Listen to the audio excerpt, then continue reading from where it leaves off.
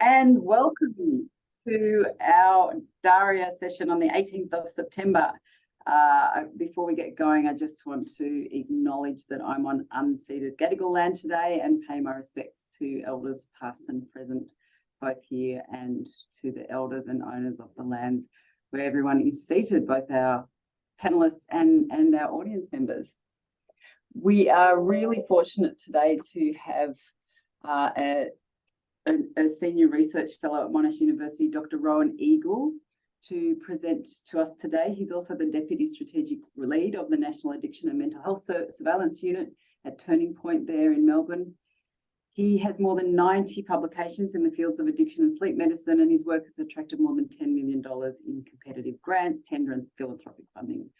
Rowan's previously held prestigious fellowships, including a Peter Doherty Fellowship from the NHMRC and a Harvard Club of Australia Fellowship, allowing to work as a visiting scientist at the Brigham and Women's Hospital and Harvard Medical School in Boston in the USA. We are really very happy that Rowan's speaking to us. This is a growing area of interest for researchers, and certainly an area of interest for clients that we work with. That sleep is kind of a crucial part of people's well-being and the way that people manage their substance use disorder, and often the treatments related to substance use disorder, which also have some impacts on sleep for some people. So really keen to hear about that from Rowan. We will also have at the end an opportunity for our panelists to speak. And our first panelist is Damon Ashworth, who's a clinical psychologist who completed a doctoral degree in clinical psychology at Monash University, as well as a Bachelor of Behavioural Sciences and a Bachelor of Psychological Science with honours at La Trobe University. Dr. Ashworth is considered an expert in the field of sleep and treatments for insomnia. His doctoral research was a randomised clinical trial that significantly reduced the insomnia and depression severity of patients across only 4 sessions of cognitive behavioural therapy for insomnia, which is also known as CBTI. These promising findings were published in the Journal of Counselling Psychology, and they were the first to show that CBTI can significantly improve both mood and sleep in individuals who'd previously not improved from antidepressant treatment. Damon's also recently completed his first non-fiction book for the general public, which is available for sale. I'm just doing a free plug here, both as an ebook and as a paperback, and it's called Deliberately Better Sleep. Our second panellist is Liam Acheson, who's a PhD candidate here with us in the National Centre for Clinical Research on Emerging Drugs and the National Centre for Drug and Alcohol Research, and Research Officer for the St Vincent's Hospital Sydney Alcohol and Drug Service. And his research focuses on clinical trials of pharmacological management for methamphetamine use and withdrawal, sleep and substance use, and the experiences of people receiving treatment in hospitals. So now that hopefully you know who's here and I've given everyone time to arrive, I'd like to hand over now to Rowan. Thank you very much for joining us today. Thank you so much, Nadine, for the kind introduction. And I'm really excited and passionate to present to you on this topic, and also excited to hear that you also consider it a growing area of research and interest among clinicians as well.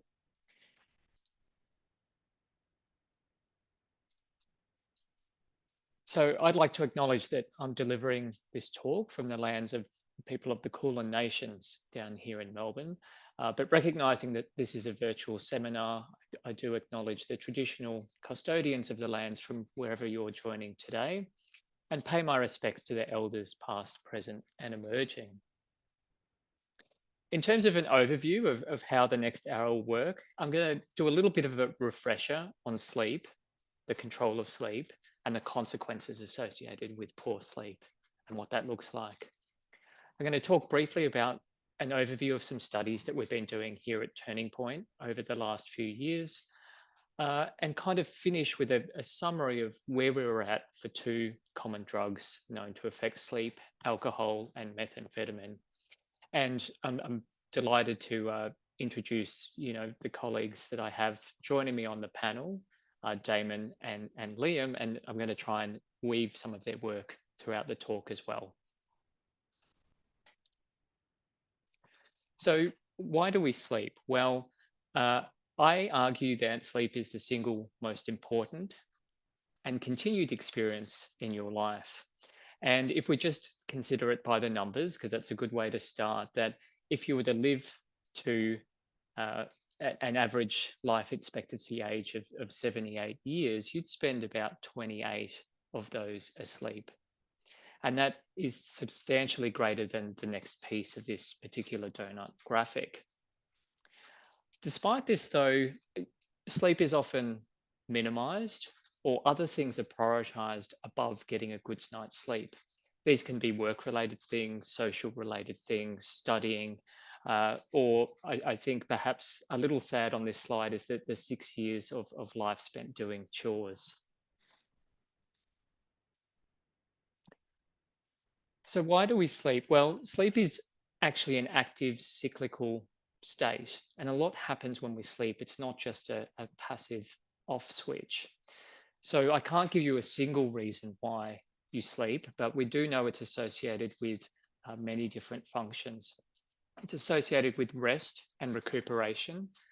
By that, I mean replacing things that have been used up in a day on a genetic and physiological level.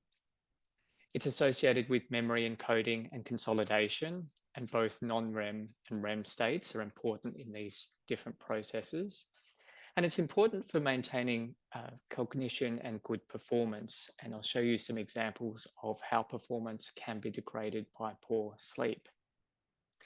Sleep is considered one of the 3 pillars of good health, as you can see here in the triangle diagram on the right, in addition to a good diet and ample exercise. So let's talk a little bit about control and the control of sleep. And I think this little graphic sums up what I'm going to show you some underlying mechanisms for on the next few slides. I don't know if you've experienced this before, but I certainly have on most Friday nights. You've got through the week, you've done your work, you're looking forward to a weekend, but come Saturday morning, your body clock kicks in and has other ideas to you having an extended sleep period. So in the top left box here, we have what's commonly referred to as the 2-process model of sleep. And this is important to understand because it's going to dictate how some of the different drugs that we're going to talk about today, and notably both alcohol and methamphetamine, can affect a sleep period. So the 2-process model, we can start with the process labeled S here. It's a homeostatic process that simply says the more amount of time that you've been awake, the greater the pressure to sleep builds. And that pressure is immediately dissipated upon you entering a sleep episode. And you can see that here on the graphic in the top left with those black bars. Independent of that, though, we have another mechanism, notably the circadian system, where the body clock is housed. And this runs independently on approximately 24-hour cycle and is not dependent at all on the time that you've had a previous sleep episode. What the purpose of the circadian system is in order to entrain or match your body with the external environment. So in the box underneath that, which is colored gray on my screen, we can see that that body clock, which is housed in the suprachiasmatic nuclei of the hypothalamus, is sensitive to environmental cues and chiefly light. So light is an important synchronizer of our circadian rhythms. While it is the most powerful, other things can influence that does include things like feeding schedules, activity, and some drugs can interfere with this process as well, particularly along the stimulant methamphetamine category. The importance of that central body clock cannot be minimized or underestimated, but it helps coordinate cells throughout the whole body. And over and above cellular activity, it helps regulate physiology and behavior. And I have an example here on the box on the right with some common systems, both physiological and behavioral, that show circadian activity. There's just a couple I will highlight here, the top one being melatonin. Melatonin is important as it is used in laboratory-based studies as an index of body clock time. And we can measure melatonin in plasma, saliva, or urine. Another important one is the fourth down in terms of alertness, showing the pattern of alertness really is the inverse of what I've just shown you for melatonin. It displays a strong circadian rhythm. And when we match this to road accidents, in terms of the incidence of them over clock time, we can see that the relationship is inversed.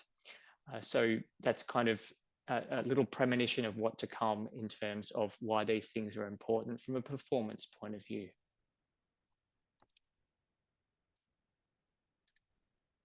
The control of sleep is quite complex. So in addition to those two processes that I've talked about, there's many neurotransmitters that are involved. Some are involved in promoting wakefulness states, and they're listed in the box there on the bottom left, and some for sleep-related states. In addition to this, the environment, as we've talked about, plays a significant role, as does hyperarousal, and this will become clinically relevant, and I'm sure you'll hear from Damon later about the role of hyperarousal. The magnitude of performance impairment cannot be underestimated.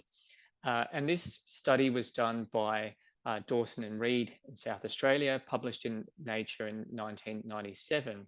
It's a laboratory study, and what we have here is a mean relative performance plotted on the left y-axis, the number of hours that someone's been awake plotted on the x-axis, and an equivalent blood alcohol concentration in terms of how much performance would have been degraded. And a few things stand out to me here, that after 17 hours of being awake, a person's performance is degraded to that to be equivalent of a blood alcohol concentration of 0.05. And we would deem that, you know, a dangerous level from a public health point of view in order to drive or operate machinery. And after 24 hours awake, the performance degradation is even worse, and it's degraded to the equivalent of 0.1 blood alcohol concentration, or double that legal limit, with a much higher chance of someone having an accident. The other thing that stands out to me here, which is important to note, is that after that period, a person's performance gets a relative bounce or uptick. And that really is an example of that circadian system kicking in. So despite people not having the opportunity to sleep and reduce any sleep pressure, the circadian system has kicked in at that point. So you do get a little bit of a bump. And those who are shift workers or who have burnt the midnight oil to get assignments or work done will know that you do get a little bit of an uptick after you've been awake for a certain amount of time. Following that, though, if we were to continue, the x-axis of this graph, performance would degrade much faster and even further. So the consequences of circadian dysynchrony, and by that I mean not aligning well with the external environment, are both at the individual level all the way through to the public health level. And I've listed some disease outcomes here, including diabetes and cardiovascular disease outcomes. Performance we've talked about, and that's been shown in medical studies too, looking at interns, nurses, and doctors who are more likely to make errors or more likely to injure themselves at work or driving home from work, and the public safety consequences. And I showed that that inverse relationship between performance and public safety outcomes on one of the first slides of this particular talk. Later on, I'll talk about some of the work we've done in looking with firefighters and also police. So let's tie this all together. Well, many drugs affect sleep, and as you can see, or perhaps start to think about in terms of the initial context of that sleep refresher, that there's many ways that they can affect the body, the brain, and subsequent behavior. Some drugs increase sleepiness, such as benzodiazepines. Prescription antihistamines can do that as well if they're taken over the counter. They often have performance degrading effects as well.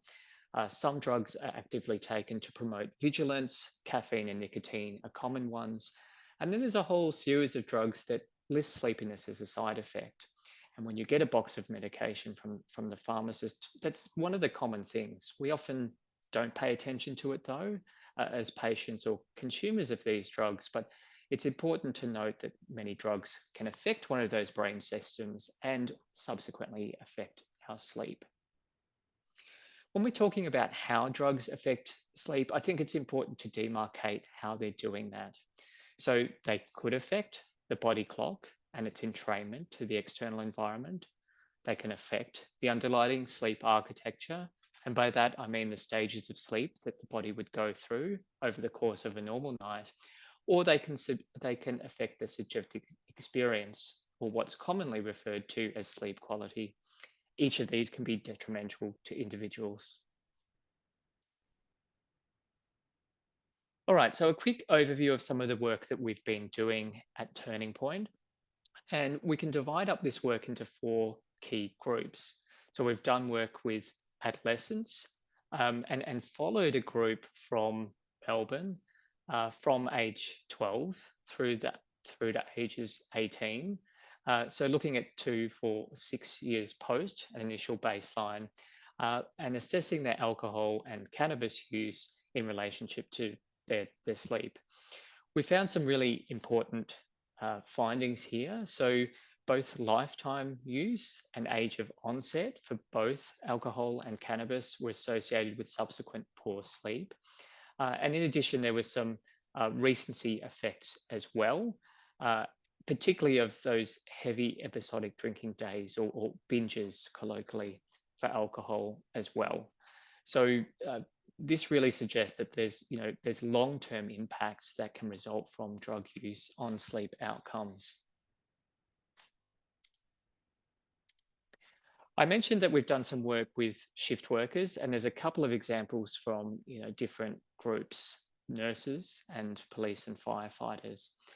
And some of the take-home messages from this work was that individuals that were consuming more alcohol, in this case, were more likely to be shift workers and more likely to report poorer outcomes on sleep measures. We did both quantitative and we've done qualitative co-design studies with these groups that really find that they have issues along that whole triangle of the 3 key factors of good health. So not only sleep was being an issue, but diet, exercise outcomes also being important. The little graphic in the sort of middle top looks at a scale that we developed, and with colleagues in the United States, we developed the shift work disorder scale in order to assess the most common outcomes associated with shift work disorder. And we found that there were much higher rates in these particular groups in terms of insomnia, that being the inability to fall or remain asleep, a sense of well-being, if you like, the sleep quality kind of outcome, or the propensity to doze at work or while driving, particularly after a shift had been completed. I'm very fortunate to work at Turning Point, where we have a series of clinical studies and opportunities going as well. And we've looked at both neuropsychology populations as well as some of our residential detox services to measure the impact of acute alcohol withdrawal and methamphetamine as well on sleep outcomes. And so I've put here some high-level findings from one of those studies.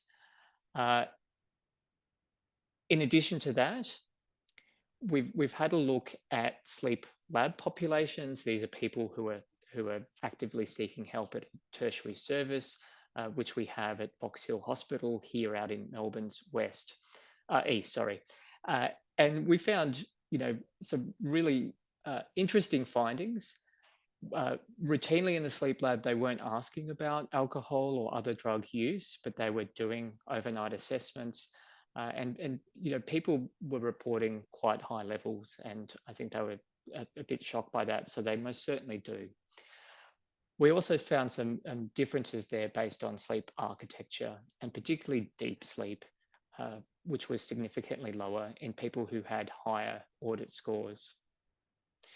We're currently including actigraphy, and there's a picture of a watch there in the top center of this slide, which is like a wristwatch that contains an accelerometer, and it can measure periods of active or sleep states. And we're doing that in a couple of clinical trials that are running here, as well as we're currently examining the co-occurrence of chronic non-cancer pain, medication use, and how that impacts sleep in that group as well. So there's a lot of exciting work going on down here. Why is this important? Well, I think a group that's often overlooked are non-treatment seekers. And some of the survey style studies that we've done have found that 1 in 10 adults report using alcohol as a sleep aid. This is common across different populations as well. That number rises to 1 in 6 if you consider shift workers only. And there's some really big outcomes here from a public health point of view.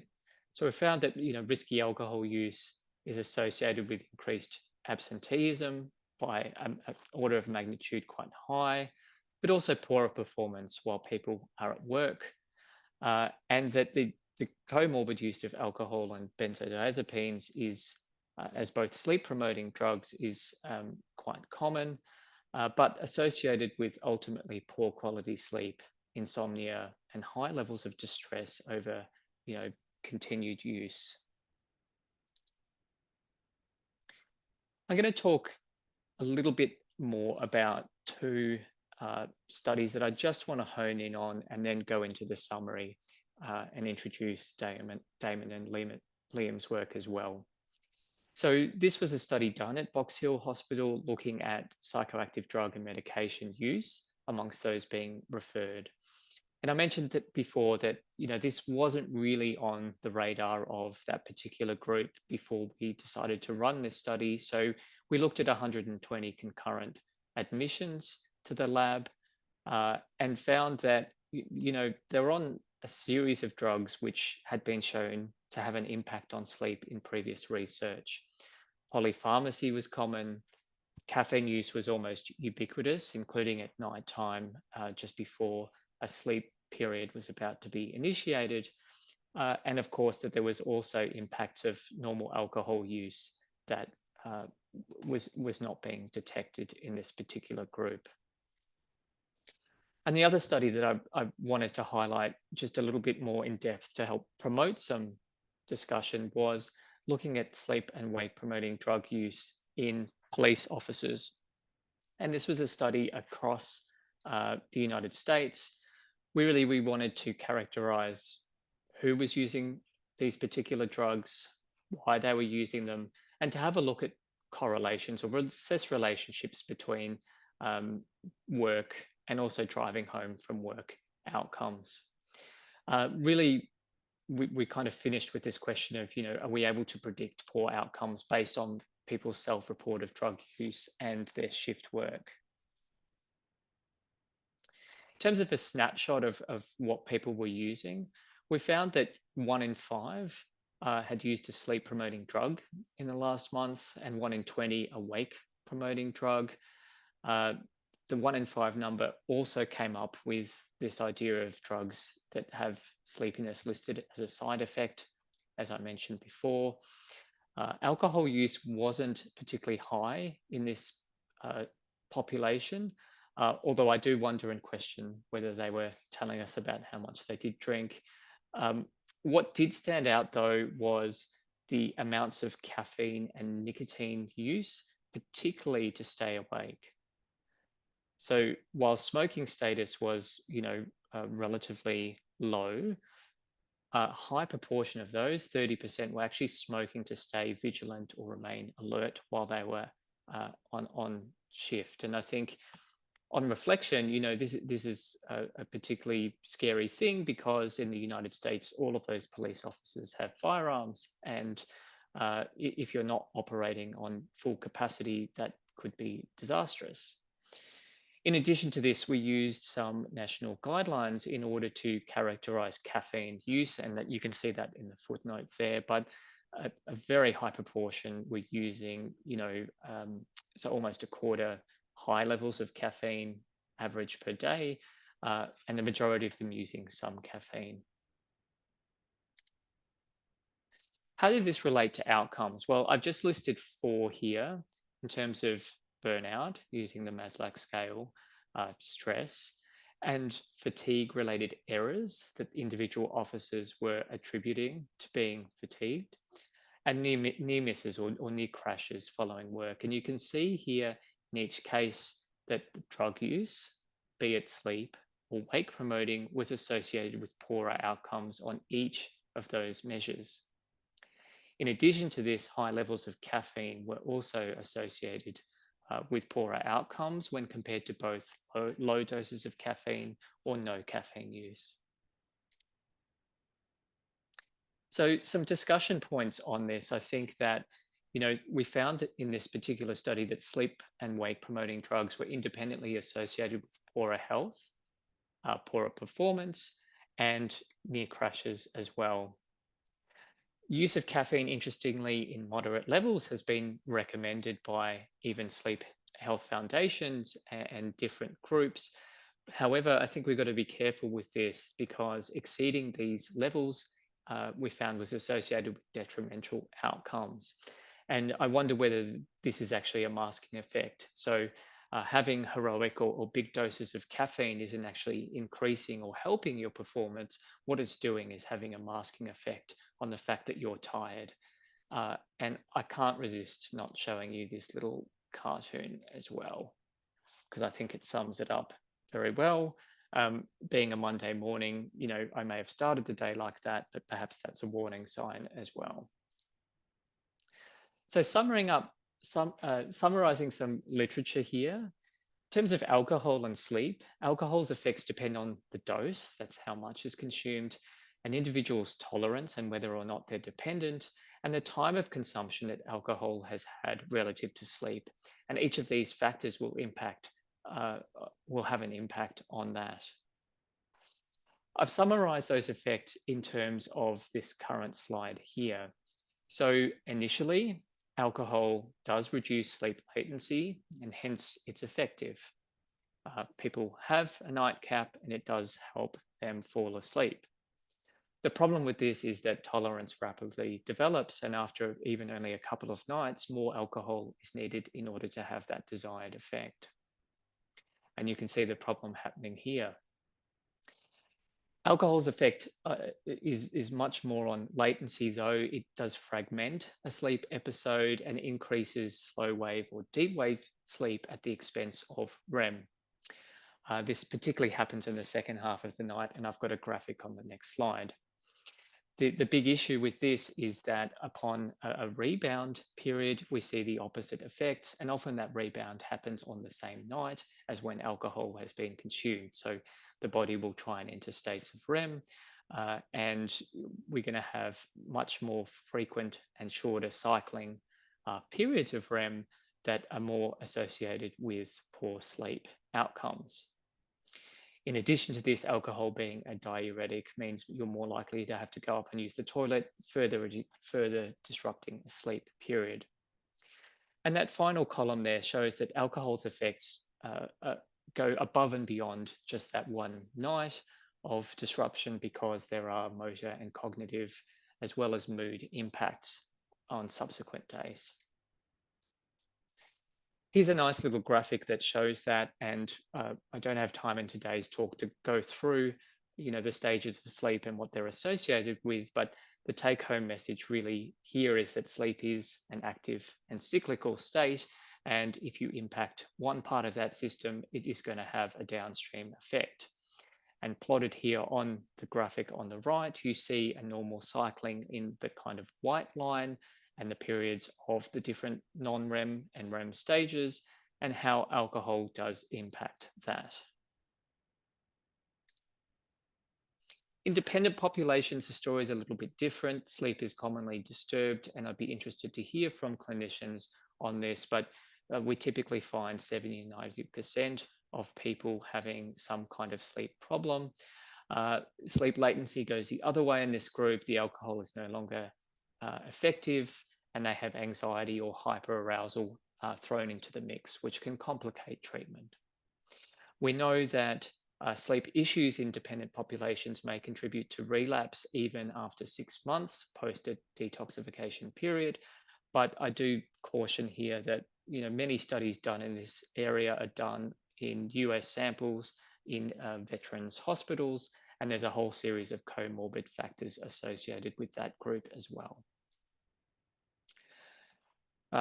Finally, with alcohol, it may worsen other sleep complaints, so it is quite an interesting topic for research, but it can impact moderate obstructive sleep apnea, which is listed there. People who would not have met criteria or be asymptomatic become symptomatic after alcohol.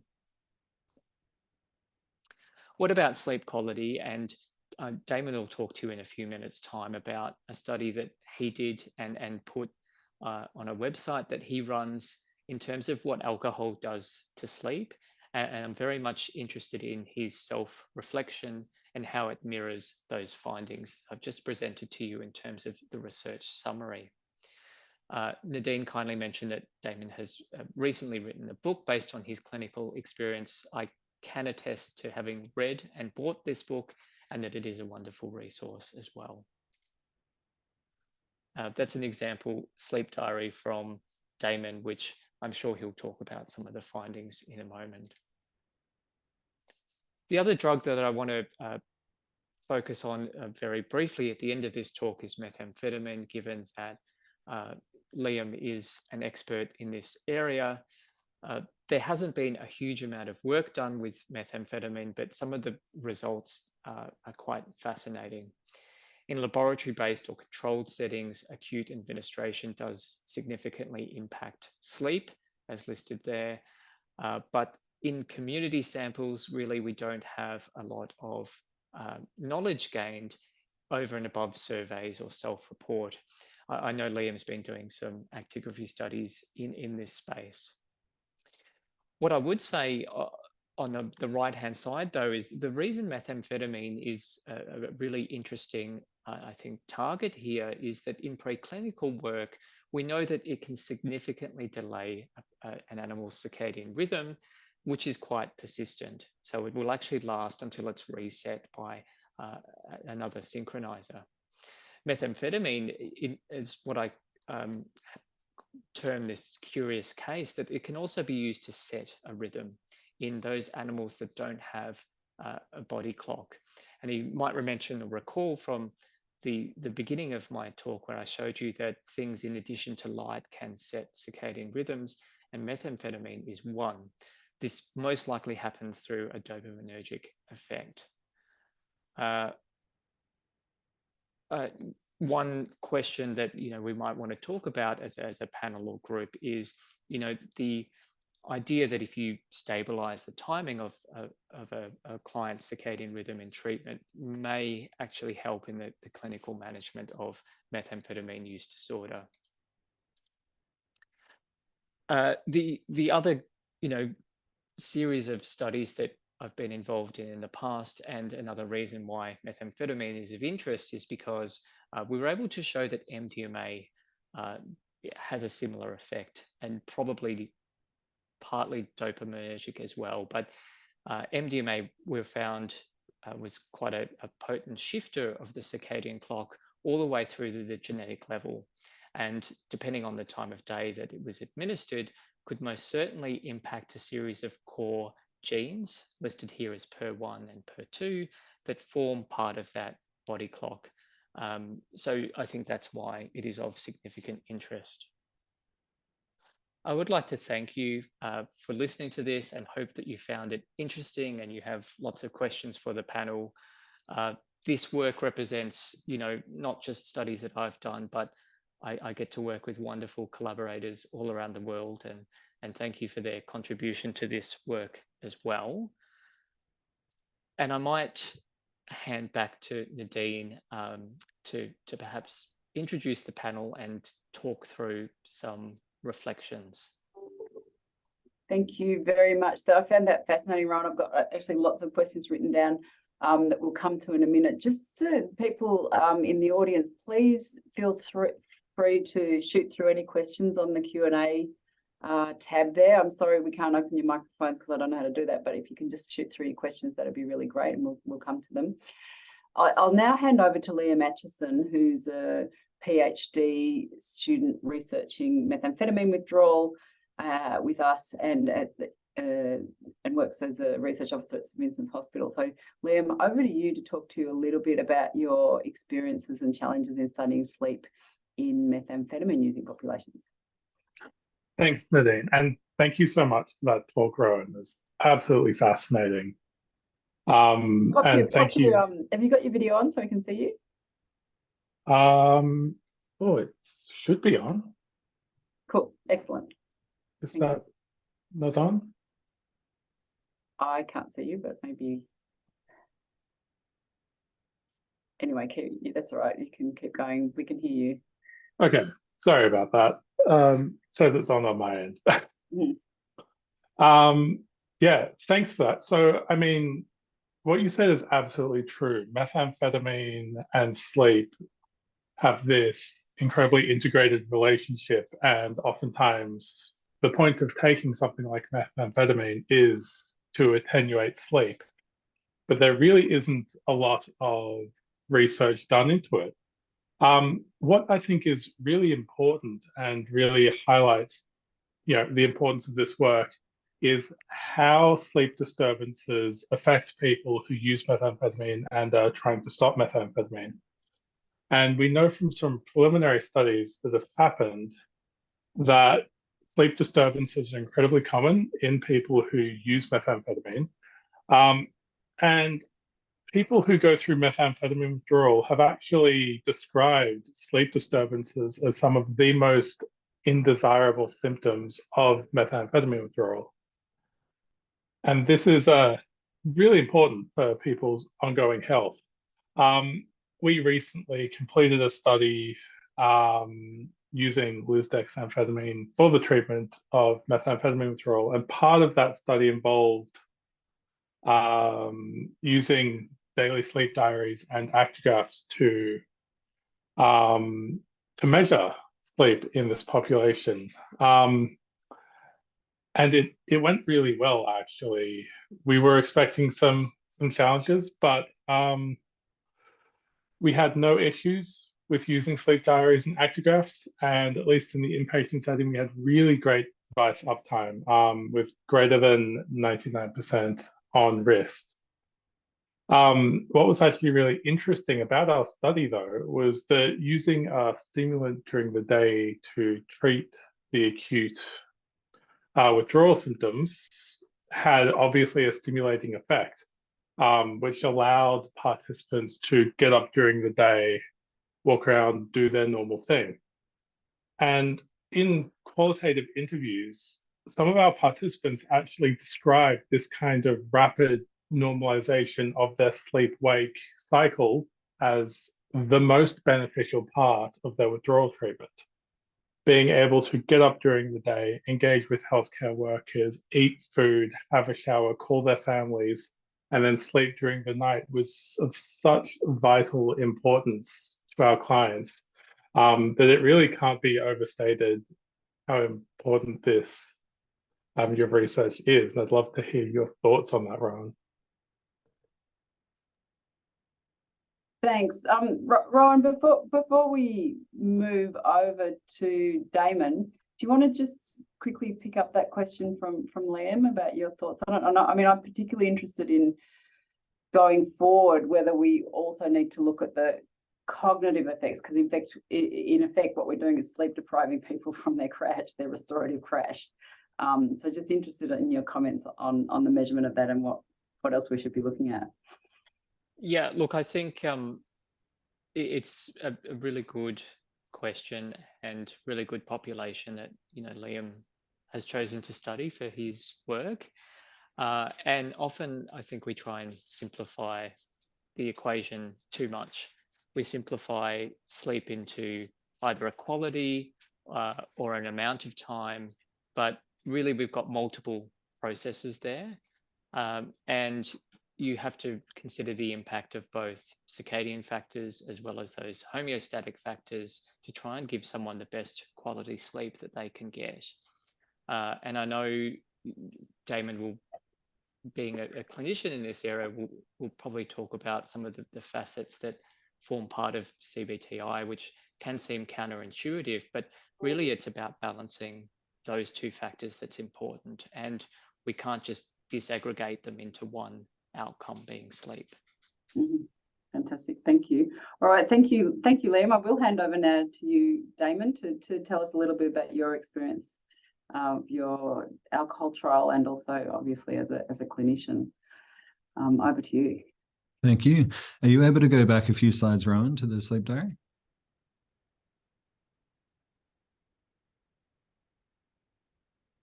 Yeah, that's perfect.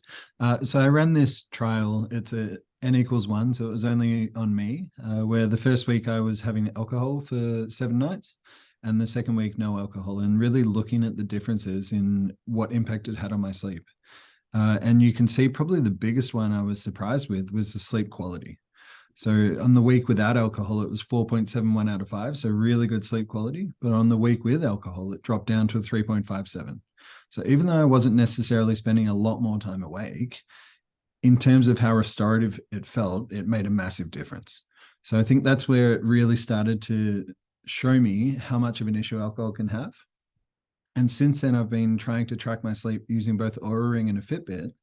And I've really noticed that it has a massive impact, both in terms of our resting heart rate.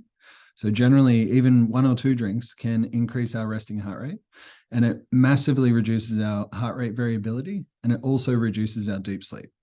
So we know that alcohol probably has more of an impact than people even realize on their sleep and how they're feeling the next day. All right, so in terms of the other things, sleep onset latency was a little bit longer with alcohol. I spent more time in bed awake. I actually spent a little bit more time sleeping with alcohol. And then I woke up about 1.5 times more per night on the week where I drank.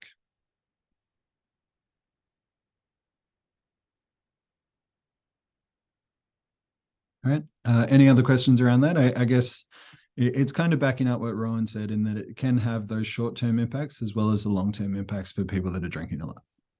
So this segues nicely to a question from one of our attendees, and they said, how would you go about discussing sleep with clients and patients in a clinical setting? And are there any particular resources that we can link to as clinicians? I don't know if there's too many directly on alcohol. I know Aura has a few articles. They've brought out one recently, and the great thing about this is it's millions of people that they're looking at, and they found that it does increase that resting heart rate by about 5%. It decreases heart rate variability by 12.1%, and it decreases deep sleep by 6.9%. And it doesn't have that impact in everybody, but about 70 to 75% of people will see those negative impacts. What kind of, I mean, you yourself been working on ICBT, so what kind of resources have we got as clinicians that we can use to access the ICBT? I mean, one of the ones that we use here at the hospital is the This Way Out online insomnia program that is CBT.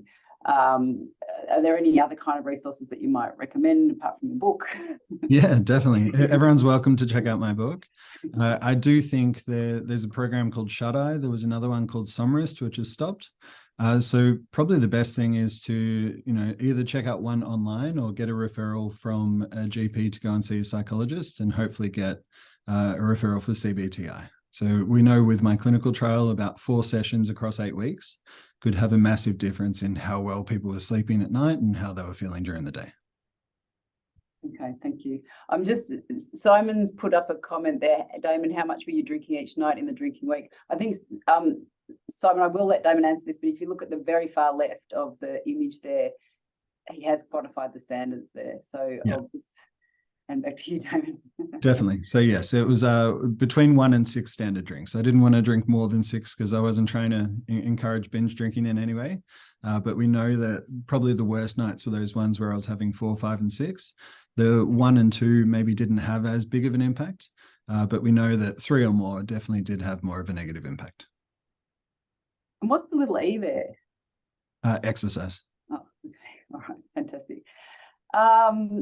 And there's just another question here. I don't know if that's for you, Damon, necessarily, or maybe the whole panel. Do we have a clinical screening tool to observe AOD client sleep?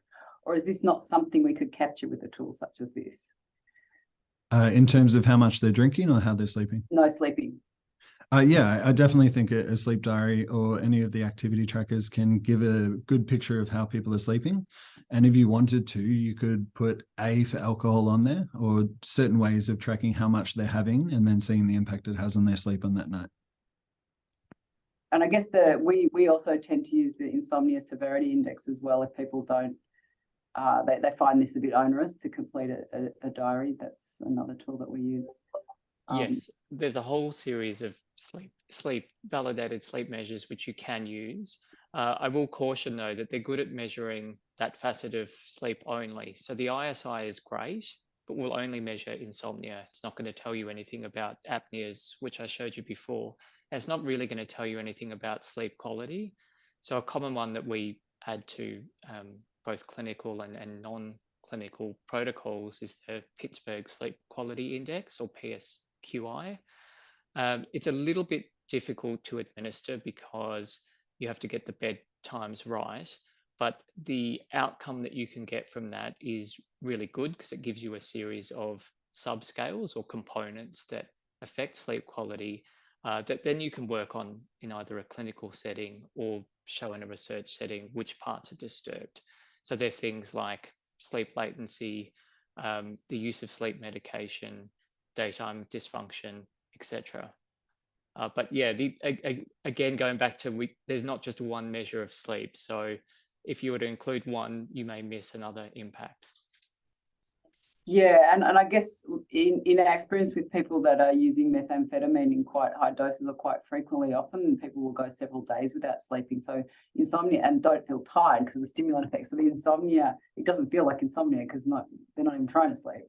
So finding a measure that's actually adapted to that population is also a challenge for us, I think, also. Glenn has asked, for heavier drinkers or people who use amphetamine, what are the timelines post-abstinence for sleep to return to baseline? So how long does it take in abstinence to recover normal sleep architecture? I noticed everyone's muted and turned their camera off, so probably leaving that one to me.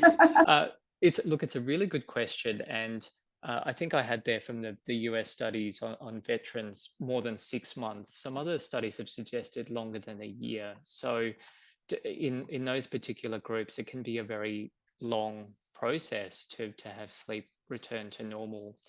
But having said that, I think it does provide perhaps a good target. People can make differences from day one, and it can help in other ways as well. The trick is with something that's going to be, a long recovery process, having people remain engaged and, willing to work through any difficulties that come up as well. So there is no instant fix, unfortunately. Thank you. Thanks. Chris, can I ask the other panelists to put up their microphones? And their cameras are on, it's not sitting there all on his own. Chris, do you want to ask your question about K10s? Yes. Thanks, Chris. Thank you all for presenting, and thank you, Nadine, for chairing. I was interested about the K10 because you'd mentioned that K10 increased with the use of sleep promoting drugs, so alcohol and benzodiazepines. Was that the K10s worsen with the use of alcohol and benzodiazepines as a sleep promoting agent, or was it was like just you looked at? So how did they come to that? Is there an association, or is there a causation, I guess is what I'm getting at there, between the use of sleep promoting drugs and an increase in K10, and therefore a suggestion of worsening mental health? Chris, they're all associations, so we got to be careful and not have causation there. But what I would say is that, on many of those outcomes, greater use was associated with poorer outcome on each of those measures. And perhaps we need to look at this rather than as being in silos, that this was a vulnerable group. They're already doing shift work. They're often doing extended hours. So those impacts were noticeable in every facet of their life. We didn't ask about relationship quality or satisfaction and in that particular study, but we have since. And things like loneliness, isolation really are big predictors as well. So I think they can feed into those feelings of psychological distress.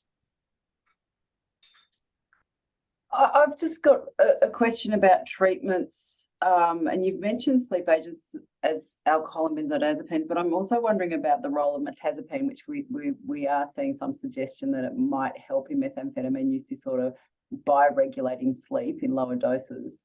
And I certainly am noticing in the community a lot more use of metazapine as a sleep agent amongst people that are using drugs and alcohol. And then, of course, the orexin receptor agonists, what their role might be too in re-regulating sleep disruption or disruption of the circadian rhythm in people recovering from substance use disorders. I don't know who wants to take that question. We start with you, Rowan. So yes is the answer. I mean, they're all going to have impacts there. It's at what point of the cycle, and there's been a lot of work being done here, both preclinically and clinically at the Florey in Andy Lawrence's lab, looking, at suvorexin and other, drugs that affect the orexin system. So I think that's probably a promising target for future work. Thank you. Are there any last questions from the audience or from the panelists before we thank our guests and wrap this up? Nothing from anyone. Look, I find this really fascinating, both observationally to understand better what's going on within, in relation to substance use, in relation to substance use disorders, in relation to withdrawal, but also as a potential target for therapeutics to try and re-regulate the sleep architecture, perhaps in tandem with addressing the relationship with substance use because of the bidirectional relationship between sleep and substance use disorders. So I'm really pleased that there are people like you, Damon and Liam and Rowan, doing work in this area, and hopefully we'll have a real suite of measures to offer people. And I know that the CBT for insomnia is evidence-based. Getting people to actually engage in it and doing the homework is our challenge clinically to actually bring about some of those changes that people might be looking for. So thank you, and we'll wrap it up there. And have a nice afternoon. Thank you. Thanks for having us. Bye.